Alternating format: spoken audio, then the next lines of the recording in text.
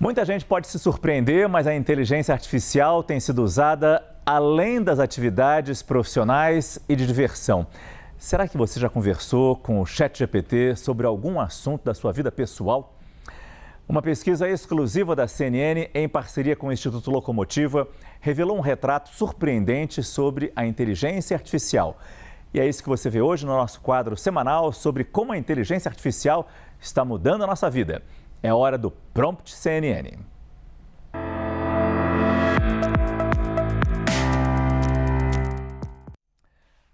A pesquisa revela que a maioria dos brasileiros usa a IA como confidente. Para entender um pouco mais sobre esse cenário, eu converso com Álvaro Machado, o dono aqui do Prompt CNN. Álvaro, boa noite, é um prazer ter você com a gente mais uma vez. Agora é interessante, essa pesquisa analisou a relação emocional das pessoas com a inteligência artificial. Na vida real, qual é a relação do brasileiro com a máquina, Álvaro?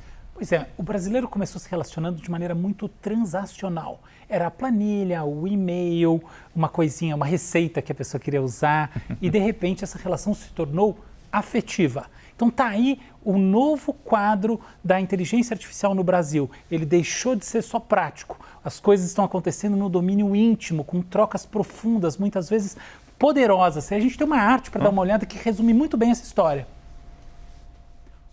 Olha só, Márcio, 58% das pessoas já se sentiram mais compreendidas pela IA do que por outros seres humanos. Ou seja, é uma taxa muito alta. A gente tem muita gente que chora com a IA, né? Quase um terço das pessoas entrevistadas já chorou com a IA. E aqui está o dado mais estarrecedor.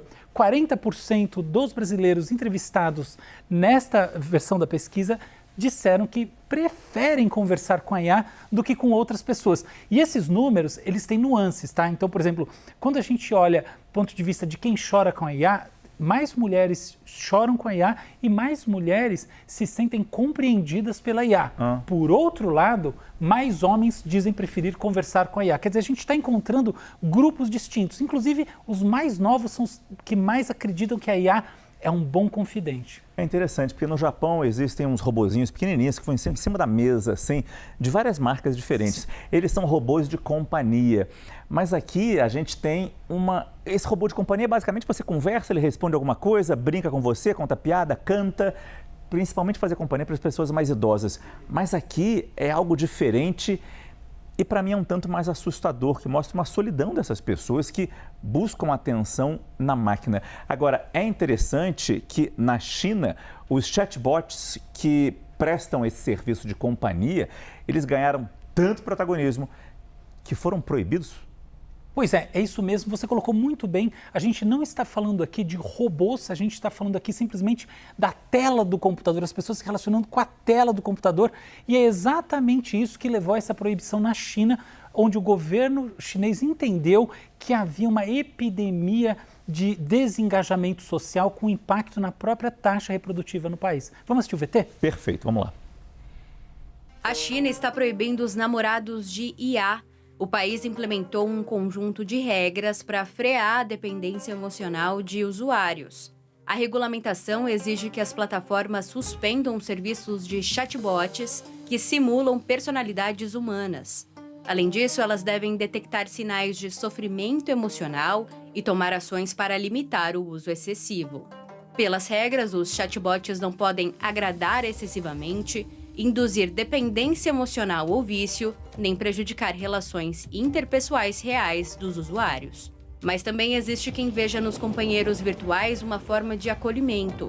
是你永远都到达不了他身边，但是在这个靠近的过程是非常幸福的。虚拟的伴侣，它可能更起到了一个作用，是让你更加珍惜和知道如何的去，就是包容自己吧。 As normas foram publicadas por 5 órgãos governamentais, incluindo a administração do ciberespaço da China. A medida atinge empresas como ByteDance, Alibaba e Tencent. O país se tornou o primeiro a regulamentar IAs que simulam interações humanas. Eu imagino que esse tipo de serviço, digamos assim, a máquina fala o que a gente quer, né? O que a gente quer ouvir. A máquina quer sempre nos agradar. Esse é o risco que existe também nisso? Eu acredito que o risco esteja em parte, de fato, nisso, né? A gente tem muito menos fricção conversando com a inteligência artificial. Tá aí uma história. Agora tem um outro ponto.